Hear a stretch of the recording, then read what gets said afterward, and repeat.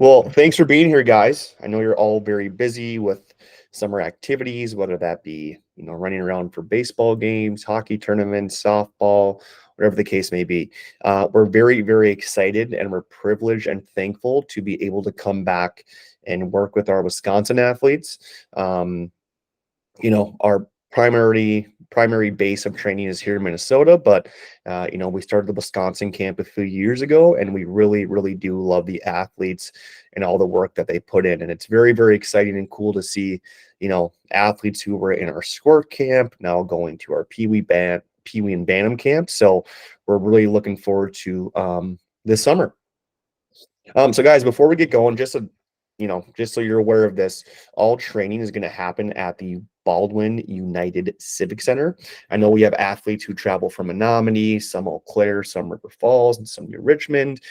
We've trained here at Baldwin the last couple of years, and moving forward, this will probably be where we continue to train unless Menominee would ever decide to keep ice in the summer. Just a quick update on the schedule. This is a 3-week training program. We will start this upcoming August 6th, with the last session being August 25th. We have training on Tuesdays, Thursdays, and Sundays. On the 18th of August, we are going to have to push back training by 30 minutes. The primary reason being there's a AAA tournament going on, and they have to finish their tournament play, their championship games, third place games. So on the 18th, we will be pushed back by a half hour. I will email you guys and notify you that prior to the week. Now we'll get in the fun stuff. So this is kind of an orientation agenda. So we'll do some staff introductions. There's about, I believe, 8 or 9 of us on staff. You will meet myself tonight, obviously, and then also Coach Johnson. We will talk about program offers. We will talk about the training program details. We'll go over our bullying policy. We'll touch a little bit on the expectation of the athletes. We'll also share our social media. And then any questions you guys have for me at the end, please feel free to stay on and give me a shout. So before we introduce the staff, I think it's always important to recognize where our staff is from, the levels they've either played or coached at. So these are all the levels that our coaches have participated in as a coach or an athlete. So, we have a pro player on staff. We've had coaches that have played Division I, Division III. We've had a lot of coaches who have gone on to play junior hockey. We have Sam Johnson, you'll meet tonight. He's currently playing junior. So it's always nice to have coaches who are currently playing because, they're learning new skills and new techniques every year. And the whole goal is that to funnel that knowledge down to the athletes. I think a cool thing is we have actually had some of our coaches wear the red, white, and blue for Team USA in the national level. And if you combine all of our experience together as coaches, it's 35 years of experience. So a lot of knowledge on our staff. So I'll introduce myself first, guys. My name is Corey Lushenko. I am the owner of Lushenko Athletics, LLC. I've been doing hockey training and skills training for about 13 years now. I started coaching when I was 18. I'm 32 now, so you guys can do the math. It's been a very, very big part of my life. I coach a high school hockey team in Minnesota. It's called Chisago Lakes. I'm also an assistant principal at an elementary school in Minnesota as well. So I've always just really enjoyed working with like young children, and I'm pretty I don't want to say used to, but I deal with a lot of behaviors at school, and that's kind of my job, is to kind of help with discipline. So my path, much like our coaches, I grew up in Minnesota. I played junior hockey for 2 years. I got recruited to the University of Wisconsin River Falls. And while I was there, I played hockey and I also ran track. So I would say I specialize in hockey training and speed development, and those things are very much aligned. The faster you are as a hockey player, the more effective you're going to be. So any questions moving forward, guys, I will be your main contact point. So next, we will let Coach Johnson unmute himself and introduce himself. How's it going, everybody? Hope your guys' summers have been good. Hope the kids have had a good time.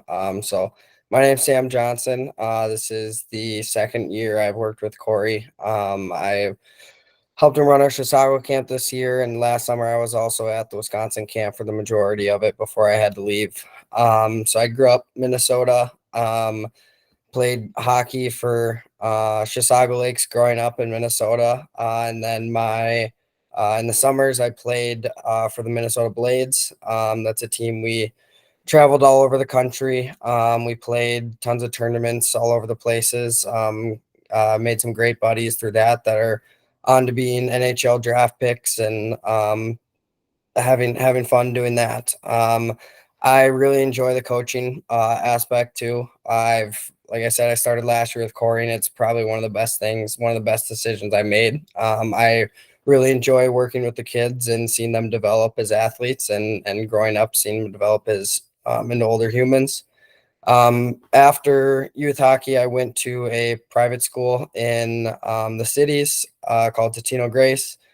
I spent freshman through junior year in person there. And then my senior year this past year, I decided to leave high school and played junior hockey down in Rochester. Next season, I'm planning to head up to Manitoba in Canada and play in the MJHL. And then just really looking forward to these next couple weeks with the kids. I'm always looking forward to it. I mean, it's a great time with them, seeing them, laugh, have fun, and then seeing them develop as players and people. So it's a pretty special thing. Awesome. Thank you, Coach Sam. Yeah, like I said, guys, really fortunate to have Coach Johnson on staff because he's still pursuing, hopefully the opportunity to, eventually play college hockey and hopefully someday pro. So having someone like him on staff who's younger, who can relate to the kids is very, very important. Next, I'll talk about my brother, Landon Lashenko. So he actually played college hockey at UW Stout. Some of you may know him. He's ran training or helped us with training in the past. He has a full-time sales job. So, if he does come to camp, it'll be sparingly. Like I said, with most of our coaches, grew up in Chisago City, Minnesota, graduated, played 2 years of juniors. And then his last year of juniors, he played up in the Manitoba Junior Hockey League, the league that Coach Johnson had referenced earlier. And this is his 5th year with us. And we owe Coach Landon a lot of credit because he really helped us kind of get this camp going when he was at Stout. And he had reached out to a few parents and said, hey, we do training in Minnesota. Why don't we come out to Wisconsin and, build a program out there? So we're very thankful for him. My sister, formerly known as Megan Lushenko, it's Megan Miller now. If she comes to camp, she will primarily do yoga.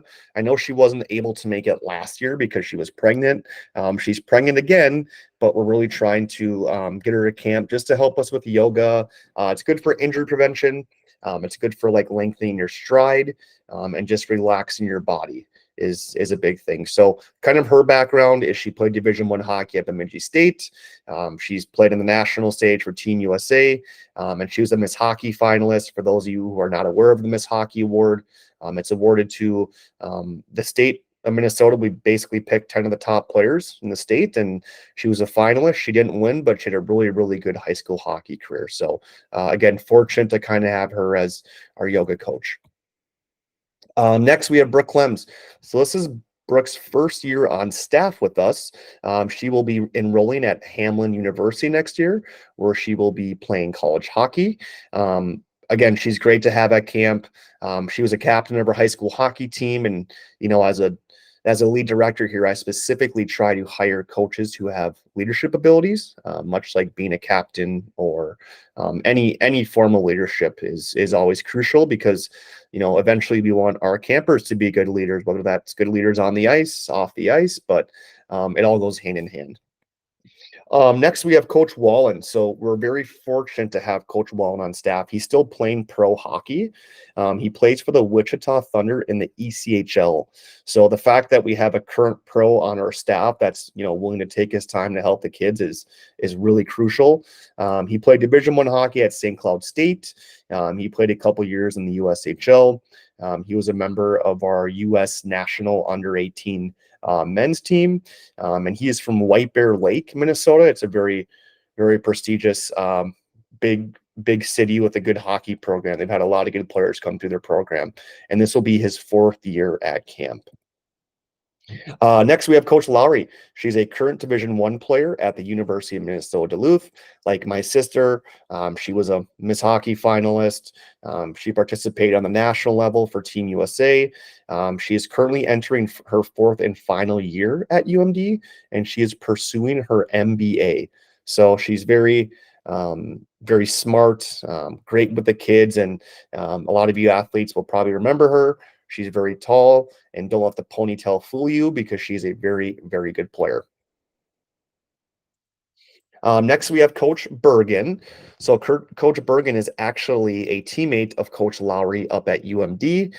She too was a Miss Hockey finalist. I think probably the best, um, privilege she's had is being the captain of our U.S. Women's Under 18 team. So being able to represent your country, but not only that, being a captain, I think is just an awesome opportunity and an awesome privilege.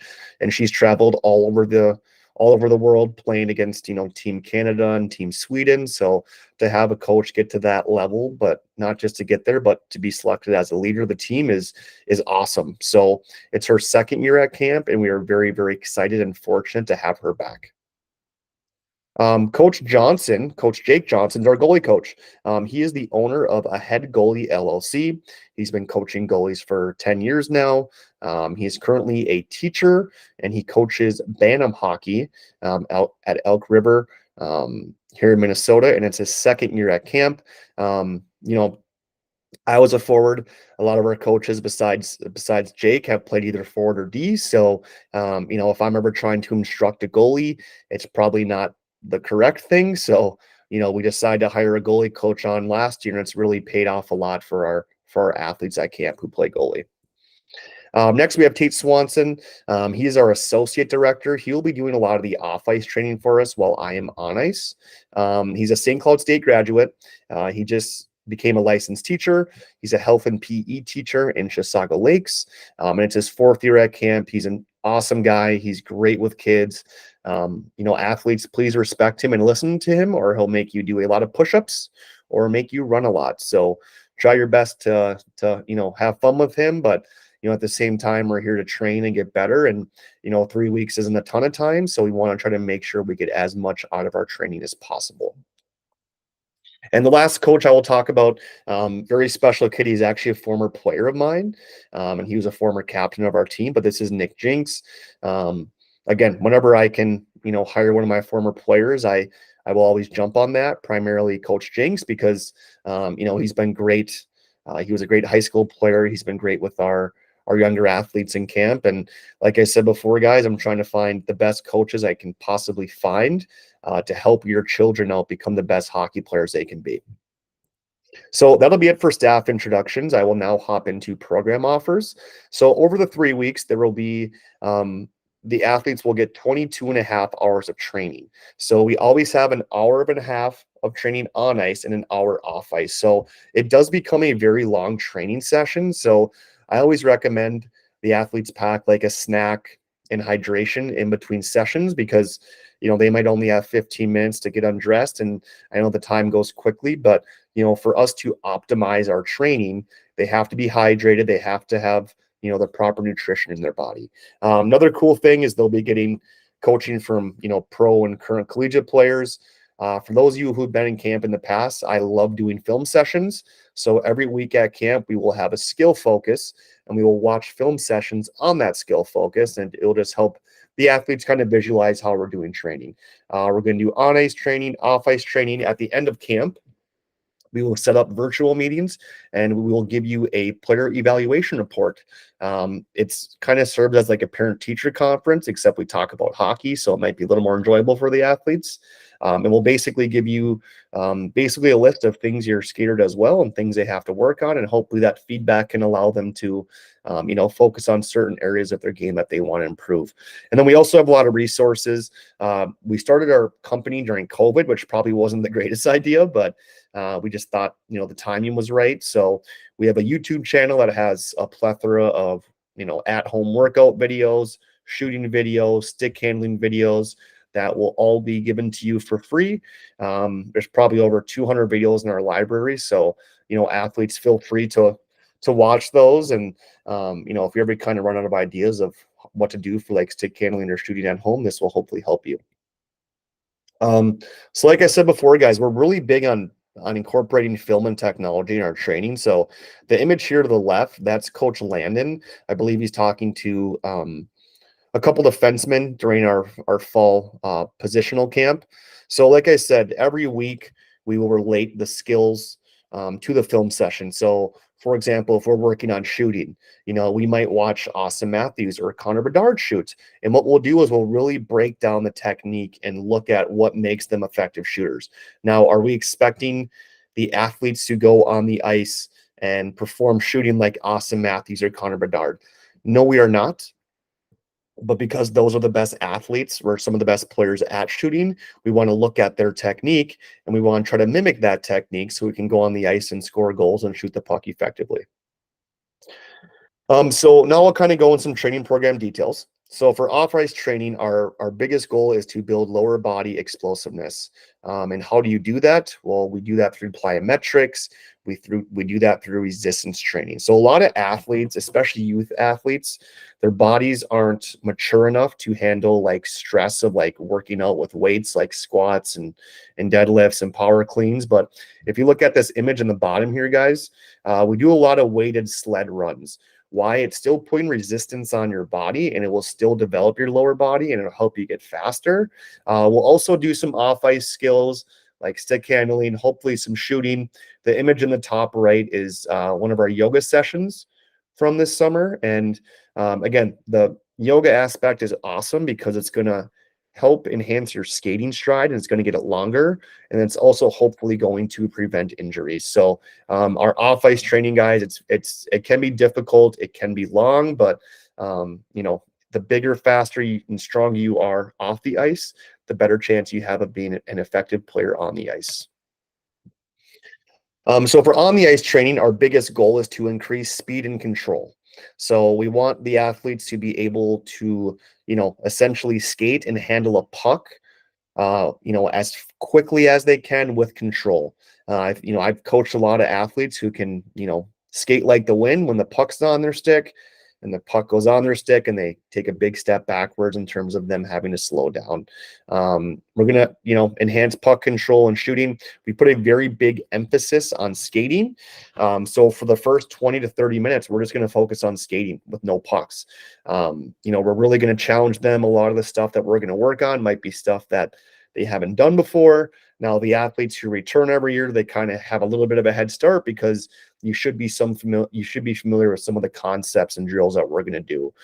We will do a lot of game-like situations, and we will talk a little bit about positional training. In terms of our skating development plan, we focus a lot of that on our edge control, turning on one leg, whether that be inside, outside edge. We will do overspeed skating. Overspeed means you're skating to the point where you're going faster than your body can physically handle and you're going to fall a lot. But, if you can, be okay with falling and making mistakes, it's really going to help you as a player. And then we'll also do some power skating. So we'll bring some resistance bands out, and we will actually work on some power skating too to help.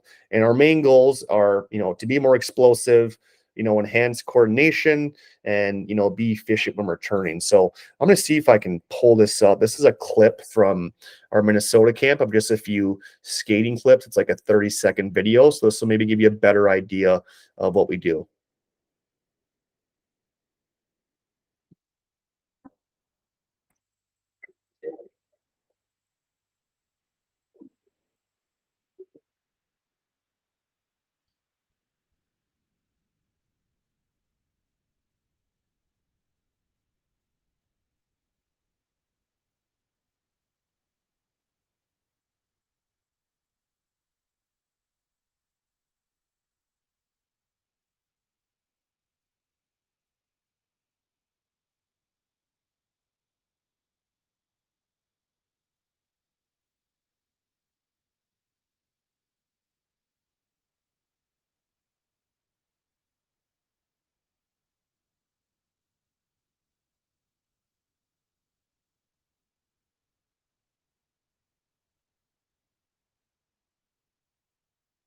All right, guys, so those are just some clips of, some of the skating that we do.